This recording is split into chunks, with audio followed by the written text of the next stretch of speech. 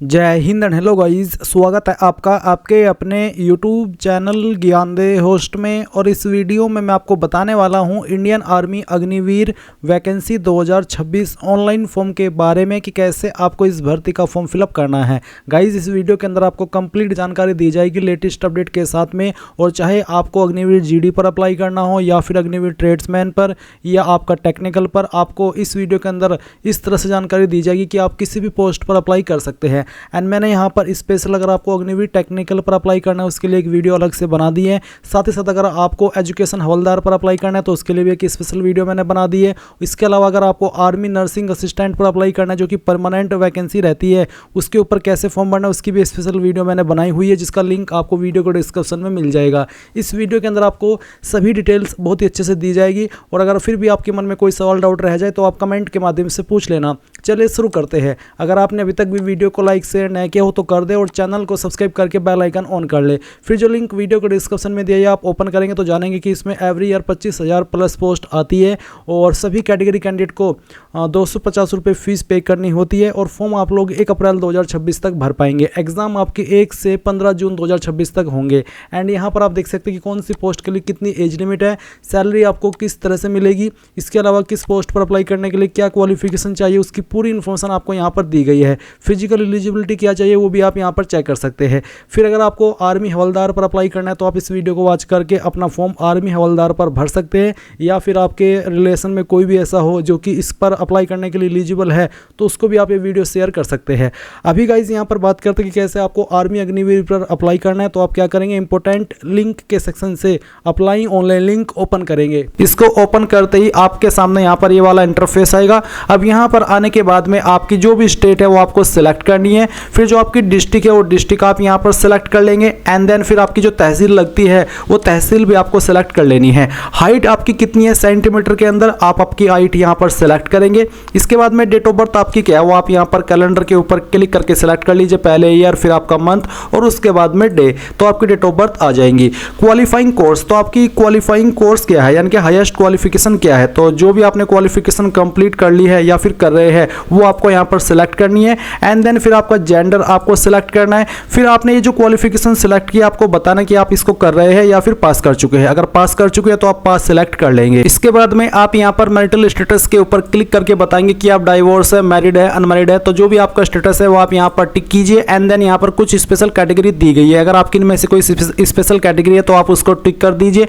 नहीं तो इसको पहले वाले के ऊपर ही टिक रहने दीजिए। एंड देन चेक एलिजिबिलिटी इसके ऊपर क्लिक कीजिए। इसके ऊपर क्लिक करने के बाद में आप यहाँ पर देख सकते हैं Agniveer general duty, Agniveer technical, Agniveer office assistant, एसकेटी, Agniveer tradesman, Agniveer tradesman 10th, तो जिस पर भी आपको अप्लाई करना है उसी के सामने आप अप्लाई के ऊपर क्लिक करेंगे। अप्लाई पर क्लिक करने के बाद में आपके सामने यहाँ पर इस तरह का इंटरफेस आएगा। मैं आपको बता दूं कि अगर आपने यहाँ पर इंडियन आर्मी की वेबसाइट का इस्तेमाल करके पहले भी जेसीओ और ओआर लेवल की पोस्ट पर अप्लाई किया यानी कि अग्निवीर पर अप्लाई किया है तो आपका अकाउंट यहाँ पर बना हुआ होगा। आप यहाँ पर उसी को लॉगिन करेंगे क्योंकि आप नया रजिस्टर नहीं कर सकते। अगर आपका अकाउंट बना हुआ है पर आप आपका पासवर्ड भूल चुके हैं तो मैं आपको बताता हूं कि कैसे आपको उसको रिकवर करना है। तो आप यहां पर यूजर नेम में आपने जो ईमेल आईडी रजिस्टर की थी वो यहां पर डालिएगा।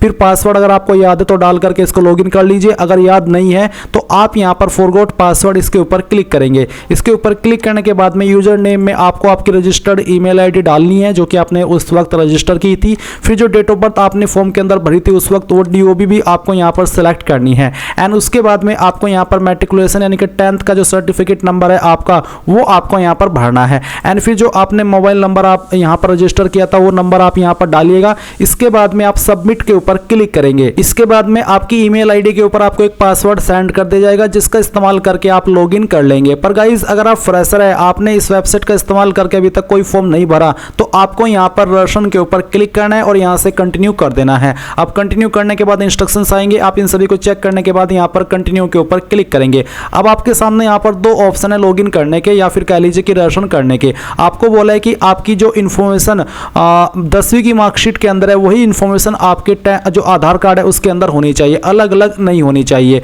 अब आपको क्या करना है, आपको सिलेक्ट करना है कि आप आधार नंबर के माध्यम से अप्लाई करना चाहते हैं या फिर मैट्रिकुलेशन सर्टिफिकेट के माध्यम से। मैं दोनों का प्रोसेस बताने वाला हूं। अगर आप आधार नंबर सेलेक्ट करें तो आप आधार नंबर सेलेक्ट करके यहां से ओके करेंगे। एंड उसके बाद में इस तरह से आपकी जानकारी आएगी। अब आपको confirm to fetch from DigiLocker इसके ऊपर क्लिक करना करना है। इसके ऊपर क्लिक करने के बाद यहाँ पर आप आपका आधार नंबर एंटर करेंगे, ये कैप्चा कोड डालेंगे और नेक्स्ट के ऊपर क्लिक करेंगे। अब आपके नंबर के ऊपर एक ओटीपी आया होगा, उसी नंबर पर जो कि आपने आधार कार्ड के साथ में लिंक कराया है, तो वो ओटीपी आप यहाँ पर डालने के बाद कंटिन्यू करेंगे और कंटिन्यू करने के बाद में आपकी इंफॉर्मेशन जो डिजिलॉकर अकाउंट के ऊपर है यहाँ से फैच की जाएगी। तो आप देख सकते हैं कि आपकी इन्फॉर्मेशन इस तरह से फैच हो चुकी है।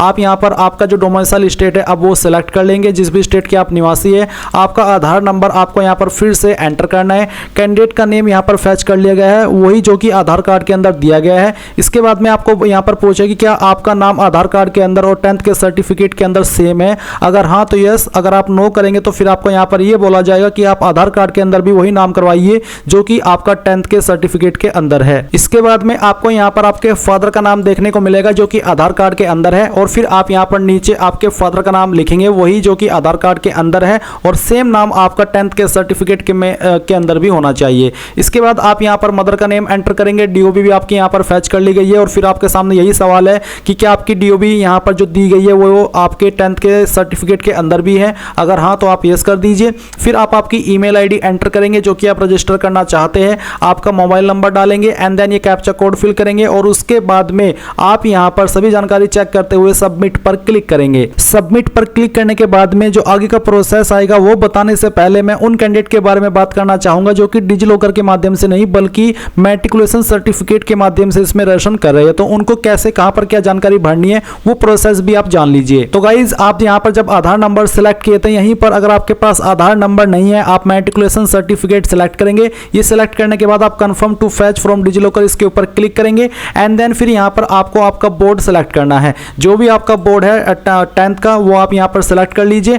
10th का रोल नंबर क्या है वो आपको यहाँ पर एंटर करना है। फिर किस ईयर के अंदर आपने आपकी 10वीं पास की थी वो ईयर आपको सेलेक्ट कर लेना है। फुल नेम आपका आपके 10th के सर्टिफिकेट के अंदर क्या है वो आपको यहाँ पर लिखना है। आपकी ईमेल आईडी आपको यहाँ पर देनी है जो कि आप रजिस्टर करना चाहते हैं। आपका मोबाइल नंबर देना है जो कि आप रजिस्टर करना चाहते हैं एंड देन फिर आप फाइंड के ऊपर क्लिक करेंगे। इसके बाद में आपकी जानकारी यहाँ पर फैच कर ली जाएगी और आपके सामने यहाँ पर रजिस्ट्रेशन का जो पेज है वो आ चुका है। तो आप यहाँ पर पहले आपकी स्टेट सेलेक्ट करेंगे जिस स्टेट के आप स्थायी निवासी है एंड बोर्ड का नाम यहाँ पर आपके दिया है, रोल नंबर दिया है, ईयर ऑफ एग्जाम दिया है, कैंडिडेट का नेम जो मैट्रिकुलेशन सर्टिफिकेट के अंदर है वो यहाँ पर आपको देखने को मिलेगा। फिर यहाँ पर आपको कैंडिडेट का फादर नेम लिखना है और फिर मदर नेम लिखना है, और ध्यान दीजिए कि जो आप फादर नेम दे रहे हैं मदर नेम दे रहे हैं यही नाम आपका 10th के सर्टिफिकेट के अकॉर्डिंग आधार कार्ड में भी होना चाहिए। एंड फिर आप यहाँ पर आपका ईमेल एड्रेस एंटर कीजिएगा, आपका मोबाइल नंबर डालिए जो कि आप रजिस्टर करना चाहते हैं, यहाँ पर टिक कीजिए एंड ये कैप्चा कोड डालने के बाद में सबमिट के ऊपर क्लिक कीजिए। अब जो आगे का प्रोसेस है वो दोनों के सामने सेम आएगा, चाहे आप आधार कार्ड के नंबर से इसमें रजिस्ट्रेशन कर रहे हैं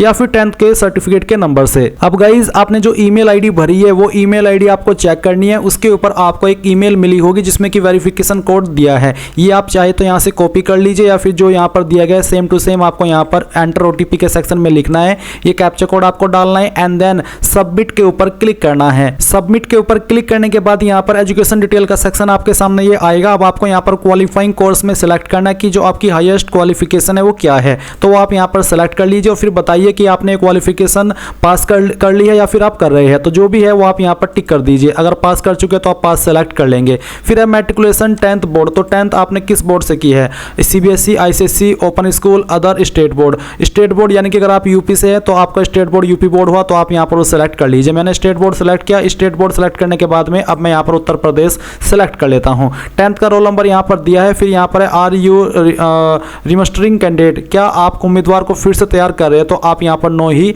रहने दीजिए। इसके बाद में गाइज आप यहाँ पर थोड़ा ऊपर आएंगे और आपको कुछ और जानकारी यहाँ पर भरनी है, जैसे कि जेंडर आपका यहाँ पर आपको सेलेक्ट कर लेना है और यहाँ से ओके करना है। इसके बाद यहाँ पर आप देखेंगे मैरिटल स्टेटस, तो आप इसको फिर से सेलेक्ट कर लीजिए। अनमैरिड जो भी आपका स्टेटस है बेसिकली वही। फिर आपकी हाइट कितनी है वो आपको यहाँ पर सेंटीमीटर के अंदर सेलेक्ट कर लेनी है। ये सिलेक्ट करने के बाद में आप यहाँ पर इस तरफ आएंगे राइट साइड में और यहाँ पर आपको कुछ जानकारी दी गई और कुछ जानकारी आपको यहाँ पर भरनी है, जैसे कि आपकी डिस्ट्रिक्ट कौन सी है वो डिस्ट्रिक्ट आप यहाँ पर सेलेक्ट कर लेंगे एंड देन आपकी तहसील कौन सी है वो तहसील भी आपको सेलेक्ट कर लेनी है। इसके बाद आप यहाँ पर पासवर्ड रिक्वायरमेंट के सेक्शन में आएंगे और आपको यहाँ पर एक पासवर्ड बनाना है। पासवर्ड आपका कैसा, उसका एक एग्जाम्पल मैं आपको देकर के दिखाता हूँ। आपके पासवर्ड के अंदर इंग्लिश का कैपिटल लेटर कम से कम एक, स्मॉल लेटर कम से कम एक, ज़्यादा कितनी भी रख सकते हैं, कोई स्पेशल कैरेक्टर और साथ ही आपको डिजिट का इस्तेमाल करना है। तो कुछ इस तरह का पासवर्ड आप यहाँ पर बना लीजिए एंड फिर उसको दोबारा डाल करके वेरीफाई कर दीजिए और फिर ये कैप्चा कोड फिल कीजिए एंड सभी जानकारी को चेक करते हुए आप यहाँ पर सेव के ऊपर क्लिक कीजिए। अब आप यहाँ पर देख सकते हैं you are now registered with the join Indian army website. तो आप गो टू होम के ऊपर क्लिक करें। इसके ऊपर क्लिक करने के बाद आप देख सकते हैं रजिस्टर्ड सक्सेसफुली।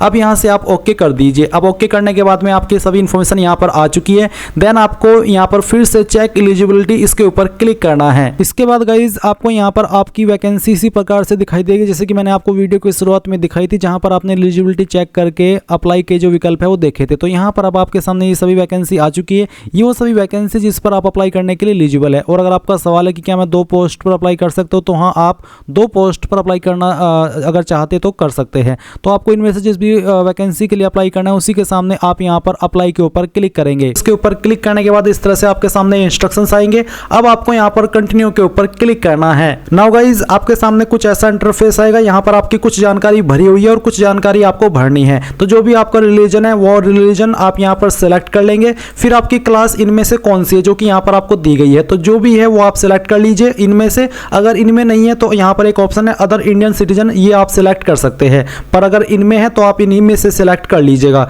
इसके बाद गाइज आप यहाँ पर देखेंगे आपको आपका फोटो एंड साइन अपलोड करना है। फोटो का साइज 5 से 20 KB के बीच में रखा है और सिग्नेचर का साइज 10 से 20 KB के बीच में रखा है। तो आप चूज फाइल के ऊपर क्लिक करेंगे और जहां पर भी आपकी फोटो फाइल है वो आपको सिलेक्ट करनी है। तो चलिए मैं यहाँ पर इस फोटो को यहाँ पर सिलेक्ट करता हूँ और फिर यहाँ से हम इसको ओपन कर लेते हैं। ओपन करने के बाद आपको फोटो यहाँ पर आ जाएगा। अब आपको आपका सिग्नेचर सिलेक्ट करना है चूज फाइल के ऊपर क्लिक करके and then save and continue इसके ऊपर क्लिक करना है। अब आपके सामने यहाँ पर कम्युनिकेशन डिटेल आएगी जहां पर आपको आपके परमानेंट एड्रेस और कोरेस्पोंडेंस यानी कि प्रेजेंट एड्रेस की जानकारी भरनी है। तो जो आपका मकान नंबर है वो आप यहाँ पर लिख देंगे। उसके बाद में आपको यहाँ पर एड्रेस लिखना है। फिर आपका जो विलेज है वो विलेज आप यहाँ पर लिख देंगे। सिटी टाउन आपकी कौन सी है वो आप लिखेंगे। स्टेट एंड डिस्ट्रिक्ट तहसील आपकी यहाँ पर ऑलरेडी दी गई है। इसके बाद आपको यहाँ पर आपका ब्लॉक यानी कि जो आपका ब्लॉक है वो कौन सा है वो आप यहाँ पर डाल दीजिए। पिन कोड आपका क्या है वो भी आप यहाँ पर डाल दीजिएगा। आपका नज़दीकी पुलिस स्टेशन क्या लगता है वो आप यहाँ पर लिखिए। नज़दीकी डाकघर भी आप यहाँ पर लिख दीजिए एंड उसके बाद में इस तरह पाएंगे तो आपको देखने को मिलेगा correspondence address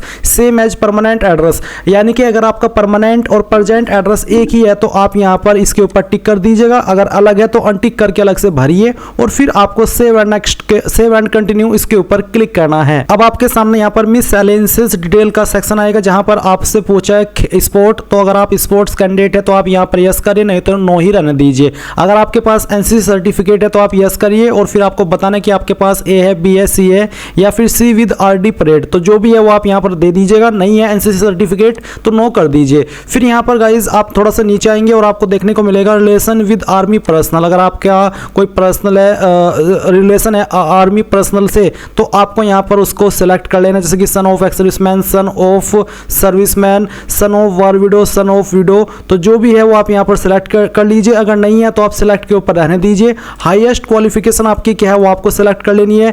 valid light motor vehicle driving licence अगर आपके पास है तो आप यस करिएगा, नहीं तो आपको नो करना है एंड उसके बाद सेव एंड कंटिन्यू उसके ऊपर क्लिक करेंगे। अब आपके सामने एजुकेशन डिटेल में क्वालिफाइंग कोर्स आता है। तो आप जिस पोस्ट पर अप्लाई कर रहे हैं उस पर अप्लाई करने के लिए जो जरूरी क्वालिफिकेशन चाहिए वो आपको देखने को मिलेगी। तो जो भी आपकी क्वालिफाइंग कोर्स है वो आप सिलेक्ट कीजिए। फिर जैसे कि मैंने 10th सिलेक्ट किया तो 10th आपने कौन सी बोर्ड से किया है वो बोर्ड आप सिलेक्ट कर लीजिए। जैसे कि मैंने यूपी बोर्ड से किया तो मैं स्टेट बोर्ड सिलेक्ट करता हूं और फिर इसके बाद में यहाँ पर गाइज जो ईयर ऑफ पासिंग है वो भी आपको एंटर करना होगा, यानी कि आपको यहाँ पर सिलेक्ट करना होगा। इसके बाद यहाँ पर जो आपका रोल नंबर है वो आप दीजिएगा। सर्टिफिकेट नंबर क्या है वो यहाँ पर डालिए और ऐड के ऊपर क्लिक कर दीजिए। ऐड के ऊपर क्लिक करने के बाद यहाँ पर आपकी जानकारी इस तरह से आ जाएगी और फिर आप यहाँ पर देखेंगे कि आपको सब्जेक्ट की इंफॉर्मेशन देनी है। तो यहाँ पर आपको इंग्लिश, जैसे कि मैंने सब्जेक्ट सिलेक्ट किया तो कितने नंबर आए थे वो आप यहाँ पर डाल देंगे, कितने में से आए थे वो आप यहाँ पर लिखेंगे और ऐड न्यू रो के ऊपर क्लिक करके जानकारी आपकी ऐड हो जाएगी। फिर सेम तरीके से आप यहाँ पर हिंदी की जानकारी भरेंगे कि आपको हिंदी के अंदर कितने नंबर आए थे और कितने में से आए थे वो आप यहाँ पर डालेंगे और ऐड न्यू रो के ऊपर क्लिक करके इसको भी आप ऐड कर देंगे।